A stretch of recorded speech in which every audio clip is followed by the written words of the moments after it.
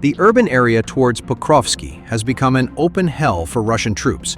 Behind crumbling buildings and empty streets, the Ukrainian SBU Alpha Special Forces unit launched a deadly manhunt, not simply to detain the enemy, but to eliminate them until they have no fighting ability left. In footage shows a Russian motorcyclist recklessly driving into the city, unaware that from the moment his wheels touched the asphalt, his life was already in jeopardy. A single precision strike struck the target.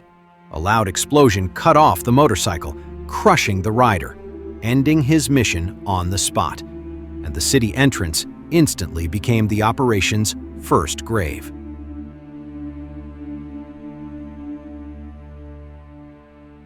After the initial target was eliminated, SBU Alpha operators continued their advance into the heart of the city.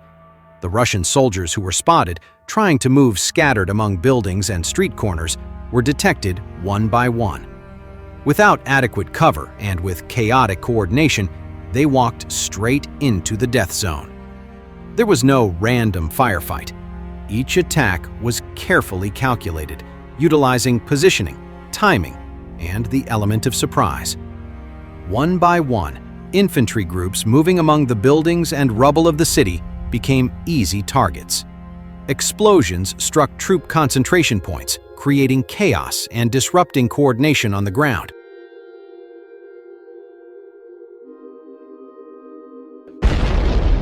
At the same time, as the remaining Russian forces attempted to scatter and flee, the Alpha unit gave them no breathing room.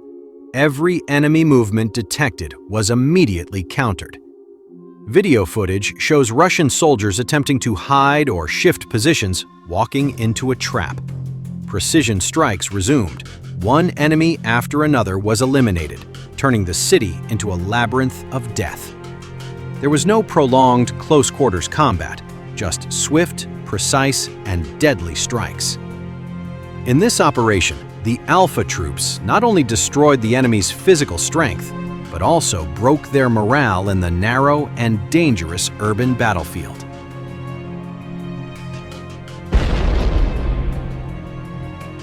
With the manhunt over, the area was declared clear of enemy elements, and no significant resistance remained.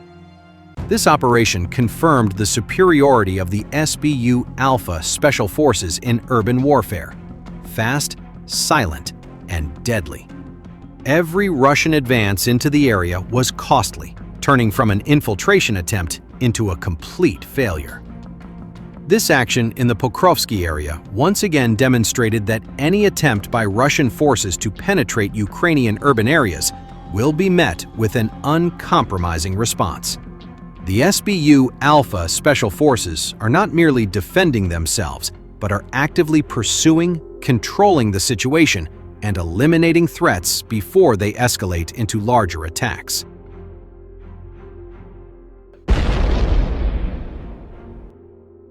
On the same day, Ukrainian forces repelled major Russian assaults in a single day in the Pokrovsk direction, Donetsk region, killing around 90 Russian soldiers. In a January 31st telegram report, the Spartan National Guard Brigade said it had jointly repelled a Russian assault alongside the Pataki Madyara unit and adjacent forces, as Moscow committed up to 90 assault troops to the attack. The enemy attempted an offensive in the Pokrovsk direction. Under the cover of fog, the enemy tried to advance using cars, motorcycles, and ATVs, the report said.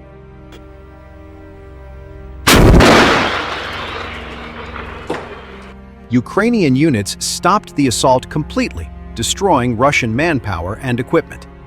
Spartan, together with adjacent units, repelled the enemy assault. Almost 4 platoons of Russians were destroyed in a single day, the brigade said. According to the report, Ukrainian forces eliminated 80 Russian soldiers, wounded 2, and captured 2 more. They also destroyed 10 ATVs, 4 motorcycles, and 6 vehicles. The report was accompanied by drone footage showing Russian personnel and equipment being struck.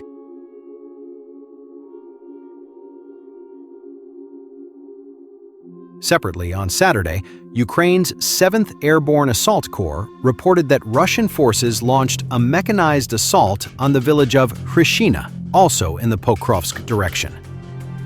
Russian troops attempted a mechanized assault using 3 armored vehicles.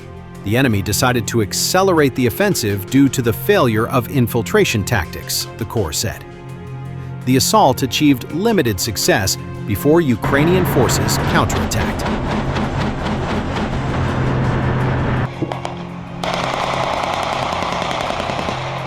The 155th Separate Mechanized Brigade, named after Anna Kievska, together with adjacent units, engaged the Russian troops.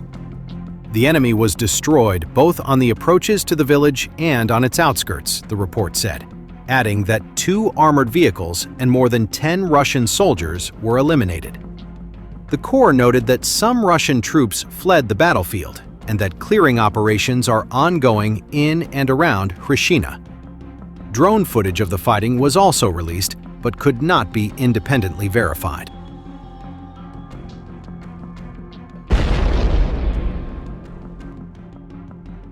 According to Ukraine's General Staff, as of 8 a.m. on February 1st, Ukrainian forces repelled 80 Russian assault actions in the Pokrovsk direction near multiple settlements, including Pokrovsk, Myrnograd, and Hryshiny.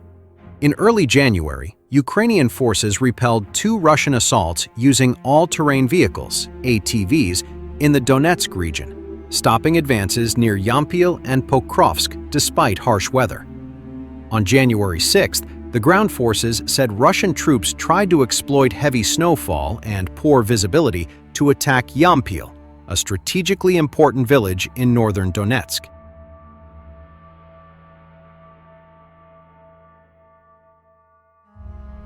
Despite limited aerial reconnaissance, Ukrainian forces detected the assault and deployed Signum Battalion drone teams, destroying Russian manpower and equipment. A similar ATV assault was thwarted near Pokrovsk on January 4th by Ukraine's Syczeslaw Separate Airborne Brigade, also documented by drone footage. Ukrainian officials said Yampil remains under AFU control, rejecting Russian claims of advances as disinformation.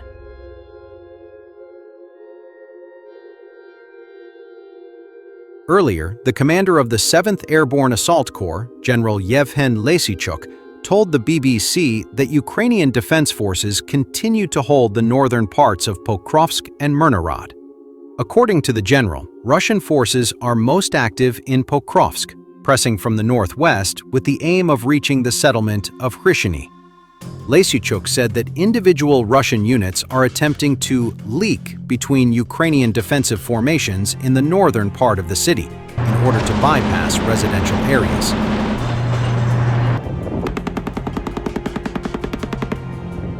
Airborne Forces Commander Brigadier General Ole Apostol told Novi Narnia outlet that Ukrainian troops had pushed Russian forces back from parts of the city, but lacked sufficient resources to fully liberate Pokrovsk. To fully restore control over Pokrovsk, enormous resources are needed. We cannot afford it at the moment, he said. Russian forces have concentrated about 100,000 personnel in the Pokrovsk direction. In addition to manpower, Moscow is also relying on technological advantages, having deployed specialized unmanned systems